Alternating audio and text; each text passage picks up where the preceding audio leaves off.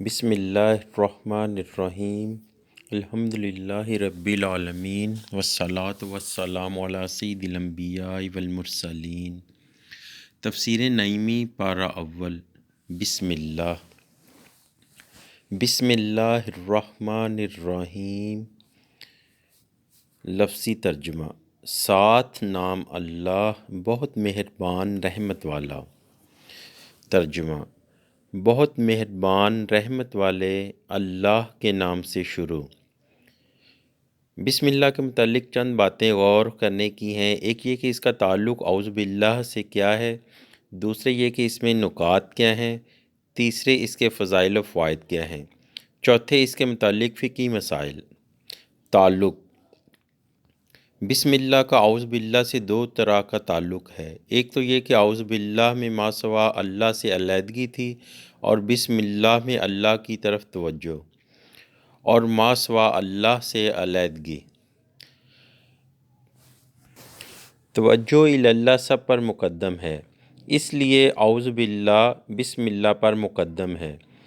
دوسرے یہ کہ اعوذ باللہ میں برے عقائد اور برے اعمال وغیرہ سے پرہیز ہے، اور بسم اللہ میں اچھے عقائد اور اچھے اعمال وغیرہ کو رب سے حاصل کرنا ہے۔ تو گویا وہ پرہیز تھا، یہ علاج ہے، اور پرہیز علاج پر مقدم ہے۔ پہلے بیماری کو دفع کرو، پھر مقویات کا استعمال کرو، لہٰذا اعوذ پہلے پڑھو اور بسم اللہ بعد میں۔ نکات: بسم اللہ کے نکات میں دو قسم کے نکات ہیں۔ ایک تو خود بسم اللہ کہ ہر کام کے شروع میں کیوں پڑھی جاتی ہے، دوسرے بسم اللہ کے الفاظ میں یعنی بے اسم اللہ الرحمن الرحیم میں کیا نکات ہیں۔ پہلا نکتہ: کفار عرب اپنے ہر کام کو بتوں کے نام سے شروع کرتے تھے، چنانچہ کہا کرتے تھے کہ بسم اللہ تو عزا، لہذا ضروری ہوا کہ مومن مسلمان اپنے ہر کام کو اللہ کے نام سے شروع کرے تاکہ کفار کی مخالفت ظاہر ہو۔ فائدہ اس سے معلوم ہوا کہ مسلمان کا ہر عمل کفار کے مخالف چاہیے، ان سے محبت اور مشابہت بہت بری چیز ہے۔ دوسرا نکتہ: جس کام کی ابتدا اچھی ہو اس کی انتہا بھی اچھی ہوتی ہے۔ بچے کے پیدا ہوتے ہی اس کے کان میں اذان کیوں کہی جاتی ہے؟ تاکہ اس کی ابتدا اللہ کے نام پر ہو اور اس کی تمام زندگی باخیریت گزرے۔ دکاندار دکان کی پہلی بکری ادھار نہیں دیتا بلکہ نقد پیسے مانگتا ہے تاکہ سارا دن تجارت کے لیے اچھا گزرے۔ اسی طرح مسلمان کو ضروری ہے کہ اپنے ہر کام کی ابتدا اللہ تعالیٰ کے نام سے کرے تاکہ بخیر و خوبی انجام کو پہنچے۔ تیسرا نکتہ: سرکاری مال پر کوئی سرکاری علامت لگا دی جاتی ہے تاکہ چور اس کو لیتے ہوئے خوف کرے اور چرا نہ سکے، کیونکہ سرکاری مال کی چوری ایک قسم کی بغاوت ہے۔ اسی طرح مسلمان کو چاہیے کہ اپنے ہر کام کے اول بسم اللہ پڑھ دے تاکہ یہ بسم اللہ رب العالمین کی نشاندہی بن جائے اور شیطان چور اس میں اپنا دخل نہ دے سکے۔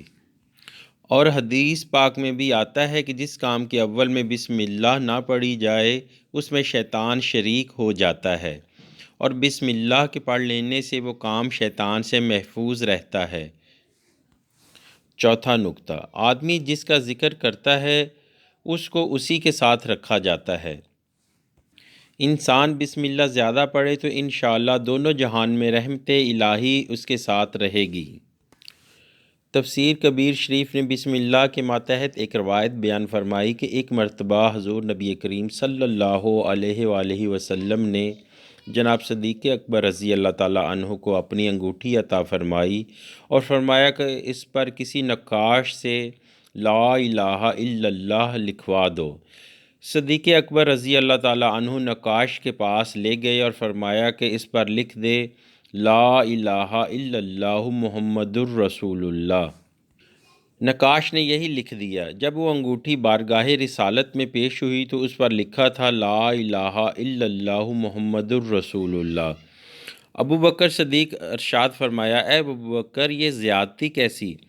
عرض کیا کہ یا رسول اللہ آپ کے نام کو تو میں نے بڑھایا تھا میں نے نہ چاہا کہ رب کے اور آپ کے نام میں جدائی ہو جائے، یعنی رب کا ذکر ہو اور آپ کا ذکر نہ ہو، لیکن اپنا نام میں نے نہیں بڑھایا۔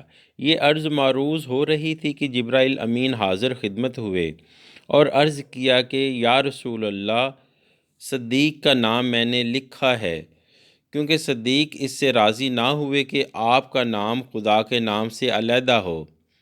خدا تعالیٰ اس سے راضی نہ ہوا کہ صدیق کا نام آپ یعنی رسول اللہ صلی اللہ علیہ وآلہ وسلم کے نام سے علیحدہ ہو، تو خدا پاک توفیق عطا فرمائے کہ ہم اس کا ذکر اس کے حبیب علیہ السلام کے ذکر کے ساتھ کیا کریں۔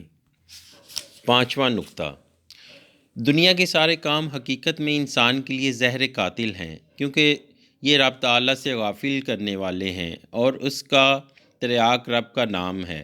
تو جو انسان رب کے نام سے سارے کام شروع کرے گا، خدا چاہے تو اس کا کوئی کام غفلت پیدا نہ کرے گا۔ چھٹا نقطہ، جب کوئی فقیر کسی امیر کے دروازے پر جاتا ہے تو بھیک مانگنے کی غرض سے اس کی تعریف شروع کر دیتا ہے، جس سے امیر سمجھ جاتا ہے کہ یہ بھکاری ہے، میری تعریفیں کر کے مجھ سے مانگنا چاہتا ہے۔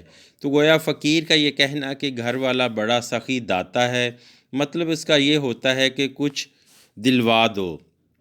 اسی طرح جب انسان کوئی کام شروع کرتا ہے تو چاہتا ہے کہ رب تعالیٰ سے اس میں مدد مانگے اور اس کے پورا کرنے اور درست کرنے کی توفیق مانگے، تو صاف صاف تو نہیں کہتا، رب کی تعریفیں کرتا ہے، اور اس سے مقصود یہ ہوتا ہے کہ میرے اس نام لینے کی لاج تیرے ہاتھ میں ہے، تو ہی اس بیڑے کو پار لگانے والا ہے۔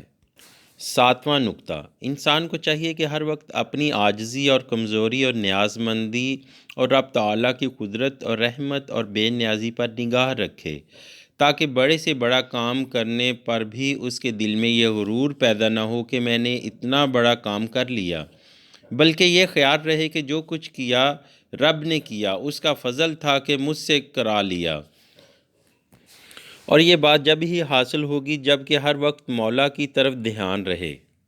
لہٰذا جب کہ ہر کام کے شروع میں بسم اللہ پڑھ لے گا تو انشاءاللہ کبھی اس میں نہ پیدا ہوگی، بلکہ تو ہی تو میں فنا رہے گا۔